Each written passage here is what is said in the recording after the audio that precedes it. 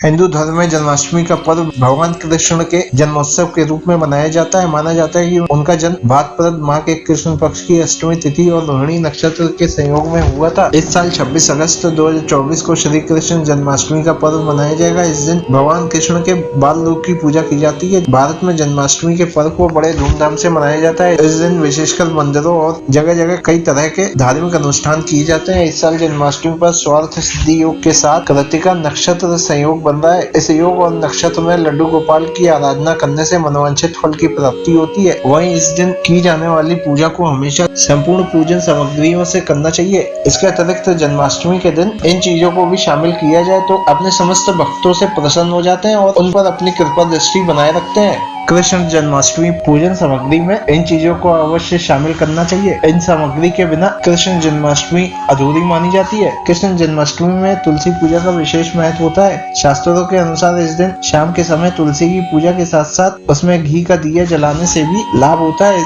यदि घर में तुलसी का पौधा नहीं है तो किसी मंदिर में जाकर दीपक जलाएं। कभी भी किसी दूसरे के घर की तुलसी की पूजा न करें। जन्माष्टमी के दिन कृष्ण पूजा में पान के पत्ते का विशेष महत्व होता है। ऐसा माना जाता है कि पूजा में पान के पत्तों को शामिल करने से देवी लक्ष्मी की विशेष कृपा प्राप्त होती है। पूजा में एक पान के पत्ते पर ओम वासुदेवाय नमः लिखकर श्री कृष्ण को अर्पित करें। ऐसा करने से पूजा फलदायी होती है। नंद के लाल गोपाल जी को माखन बहुत प्रिय है, इसलिए पूजा में माखन को अवश्य शामिल करें। अपने बाल रूप में भगवान कृष्ण गोपियों से माखन चुराते थे। वह माखन खाने के शौकीन थे, इसलिए पूजन सामग्री में माखन मिश्री को भोग के रूप में अवश्य शामिल करें। भगवान श्री कृष्ण अपने सिर पर मोर पंख लगाते हैं। मोर पंख उनके सिर की सुंदरता को बढ़ाता है, इसलिए जन्माष्टमी पूजा में भगवान कृष्ण को मोर पंख अवश्य अर्पित करें। श्री हरि विष्णु और माता लक्ष्मी को पारिजात के फूल अति प्रिय हैं और श्री कृष्ण विष्णु जी के अवतार है, इसलिए पारिजात के फूलों को जन्माष्टमी के दिन पूजा में अवश्य शामिल करना चाहिए। श्री कृष्ण बांसुरी से भी अत्यधिक प्रेम करते हैं। उनकी बांसुरी की धुन सुनकर गोपियां प्रसन्न हो जाती थी और अपना सारा काम काज छोड़कर कृष्ण के पास चली जाती थी।